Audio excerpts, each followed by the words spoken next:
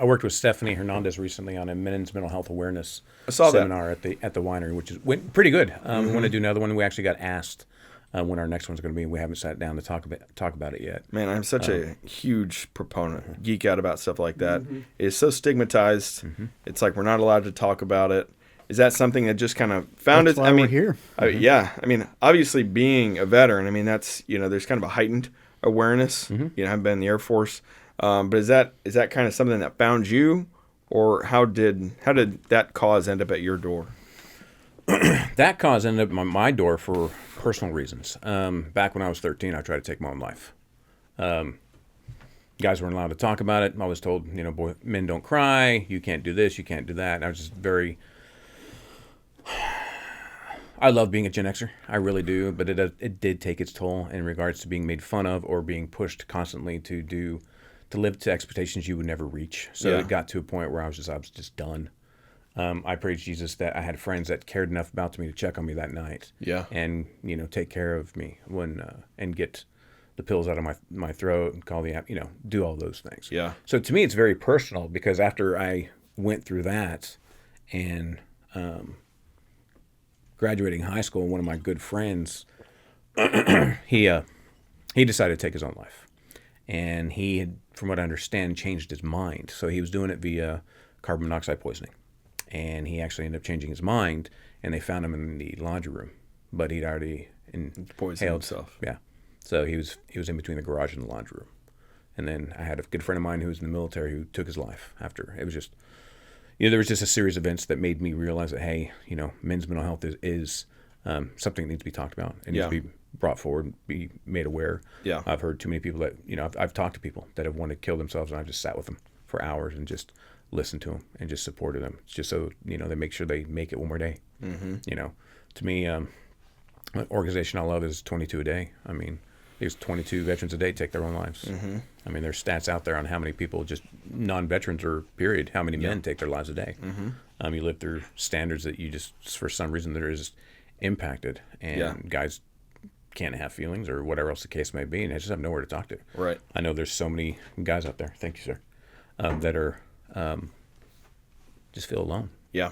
I mean, especially during this time of the season. That's why I really had that seminar beginning of the month in November, because November, I believe, was Men's Mental Health Awareness Month. And then just when the holiday season comes around, there was a time where during my divorce in 2017, I was without my kids. It was the first Christmas. It was the first. And I spent maybe 30 minutes with them each. And I laid there on the floor bawling. Yeah. I was crushed. I had nothing. Yeah. I didn't feel life was worth living at that point. But then I've always also remembered, too, and this may not sit well with people, what I'm about to say, but to me, suicide is one of the most selfish things another person can do. Pain is temporary. You taking your life will last forever. And you don't know the impact you leave behind with people like, well, was I not good enough? Or why, how come, he's gone? Yeah, why did he do that? Or, how come he didn't ask for help? Or there's just so many unanswered questions. There's I saw it on TikTok, but there's this campaign, and it's a sweatshirt or a T-shirt or whatever, and it's SAD, but it's called Stay Another Day. And on the back, have you seen that? And I think it's really, really cool, and it's got like 100 reasons to hang around, and I think that is so cool. And all these people they're getting on there, and they're saying, I wore my sad shirt to the grocery store today, and somebody tapped me and said, hey, thank you so much. Like I didn't, I don't know you, but I needed what was on the back of your shirt. And I think that stuff is so powerful. It is, as guys, right? We suffer in such silence sometimes. You're just, toughing it out, and who's going to care? I don't want to talk to my buddies because I don't know what they're going to think about me and all those other things. But, I think the stigma is finally, the walls may be coming down a little bit. And so I think that, things like that are being hosted at your place is really cool. Now, what is it that she does? Stephanie's just a coordinator. She does events coordination and everything else. That's part of her. She works for a company that does it, but I think it's Safari. I think it's the company she works for. But she also does it on the side as well. But she just organizes and gets people together. She used to work for APD. She has a survivor story, as well. I mean, and she's just a very unique person. She just has all the context to bring everybody in. Yeah. Like she knew the Hays County mental health resources, the Hays County sheriffs. So we have Mo and Sergeant. that come in and everything else. So we have four officers that are just for mental health in Hays County Sheriff's Department. We have 2 in Butte, I think, and 1 in Kyle. So there's people that come out there that just go out there. So you don't have to call a armed uniformed police officer. Right. They'll go out and talk to you and everything else. Yeah. And help you out of the situation. They'll tell you what resources, are available for people, because not a lot of people know there's resources available to get help. Yeah.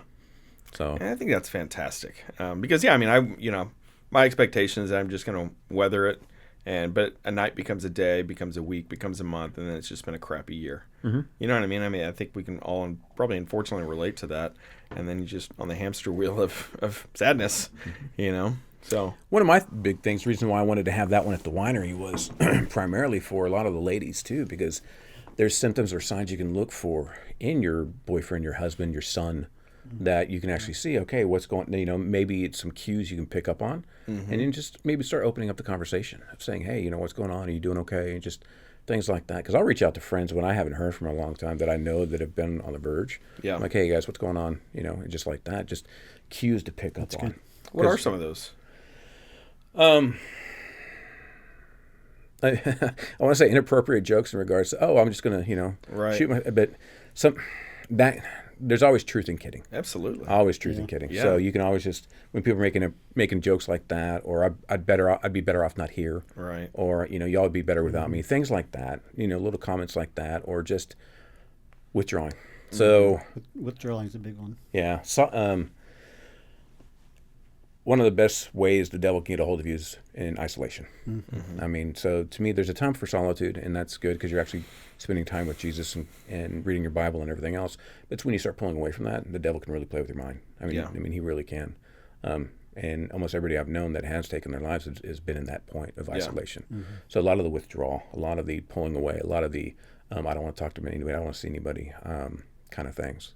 That's a huge, huge indicator of you better check on them. Yeah. Yeah. Well, and just that relationship that you have, like, hey, I haven't talked to Dane for a while. I'm just going to check in. Mm-hmm. And that, the guys just aren't told that maybe some of the types of things that girls are told by their girlfriends sometimes. Man, you're looking trim today. Mm-hmm. Or, man, I just really want to let you know I appreciate you. Or I'm proud of you. I know you've been working your butt off doing this thing. I think this is really awesome. Guys, for whatever reason, they just don't have that open line of communication. And I'll tell you, when I had my kids, that's when I think I started feeling more, and I allowed myself to feel more, and I kind of embraced the idea that sometimes I cry, and that's okay. Mm-hmm. But yeah, me and my best buddies, when we got off the phone, hey man, love you. And that feels totally natural, and it's great, and it always kind of, inflates me a little bit more just to hear that type of stuff. So, normalize man love. Yeah, no, I agree with you on that. I was very grateful that you reached out the next day after hurt my ankle. Yeah. You reached out, hey, how are you doing? That meant the world to me, because a lot of people who knew I didn't have not reached out. Oh, well, Allie asked me if I drove you to the hospispel, and I said, no. He drove He did himself. I don't know. He was fine. I was playing pickleball, so I was like, Dane's got this. I was hosting a thing.